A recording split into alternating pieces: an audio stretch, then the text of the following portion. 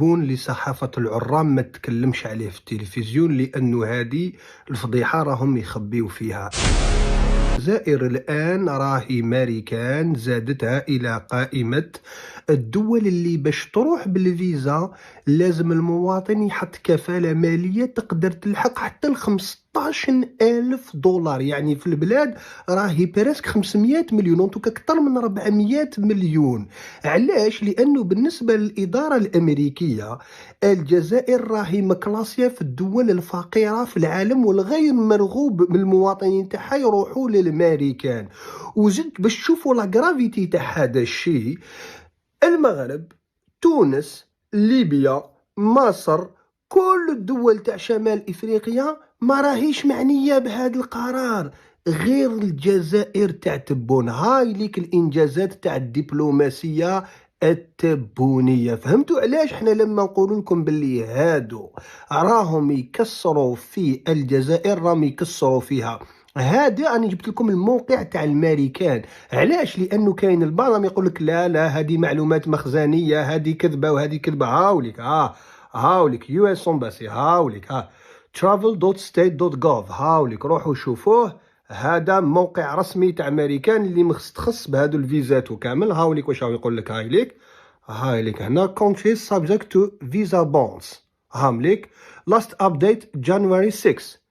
عندها البارح اللي خرجوا المعلومه هذه 6 جونفي. هاي ليك القائمه. شوفوا هنا هاي ليك تيد ليست. حنا رانا تيد ليست هنا. شوفوا هاي ليك The Department of State has identified nationals from these countries as needing visa bonds. The implementation dates are in parentheses. شوف لك هاي ليك القائمه تاع البلدان هذه اللي المواطنين تاعها يحتاجوا يخلصوا الكفاله هذه. فوالا. ولا دات راهي بين قوسين، يعني مكتاش تبدا. حنا هاي ليك رانا الاولين بيسك نبداو بالأ. رانا تدو ليست. هاي ليك الجيريا جانواري 21. هاي ليك لو 21 منا على شحال؟ منا على 15 جور. منا على 15 جور اللي يحب يروح بالفيزا الامريكان الجزائري لازم له الكفاءه. هاي الدبلوماسيه تاع تبون. هذا هو الواقع يا خوتي. الشيء اللي تشوفوه يقولوا لك باللي الجزائر قوه اقليميه مع تبون وكاع. نو نو نو نو نو. الجزائر الامريكيه ادراج الجزائر ضمن برنامج السند المالي لتاشيرات الدخول، ما يعني الزام المتقدمين بدفع مبلغ مالي قد يصل الى 15,000 دولار يسترد بعد الالتزام بشروط السفر والمغادره. هذا القرار الذي يطال كذلك موريتانيا ودولا أخرى في أفريقيا وآسيا وأمريكا اللاتينية يهدف وفق واشنطن للحد من تجاوز مدة الإقامة القانونية، لكنه يثير تساؤلات واسعة. أضافت إدارة الرئيس الأمريكي دونالد ترامب الجزائر ضمن 25 دولة جديدة إلى قائمة الدول التي تفرض على مواطنيها دفع ضمان مالي يصل إلى 15,000 دولار للتقدم بطلب الحصول على تأشيرة دخول الولايات المتحدة وفق ما أعلنت وزارة الخارجية الأمريكية.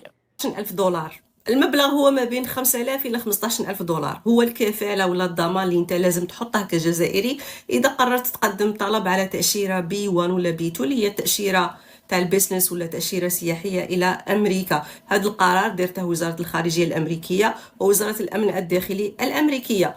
في نفس الوقت لأمريكا مازال إلى حد هذه اللحظة لم تعين سفير جديد لها في الجزائر. السفيرة السابقة كملت المهام تاعها، تلاقت مع تبون، دارت خطاب الوداع وشورت وحطوا في الموقع الرسمي تاع وزارة الخارجية الأمريكية القرار الجديد. هذا القرار يشمل 36 دولة. هذه الدول ليس من ضمنهم المغرب ولا تونس ولا مصر، يعني هما لكن حبوا يقدموا تأشيرة ما غاديش يطلبوا منهم يحطوا هذا الضمان المالي. الجزائر هي ضمن مجموعة أخرى من الدول من بينها أنغولا، جيبوتي، الغابون، الساحل العاج، نيجيريا، السنغال، أوغندا، ودول آسيوية أيضا كما بنغلاديش، نيبال، طاجيكستان، بوتان، ودول أمريكا الجنوبية كما كوبا، فنزويلا. أنا في نفس الكاتيجوري. الجزائري راه ينظر إليه في الولايات المتحدة على أنه مصدر خطر، وهو من أكثر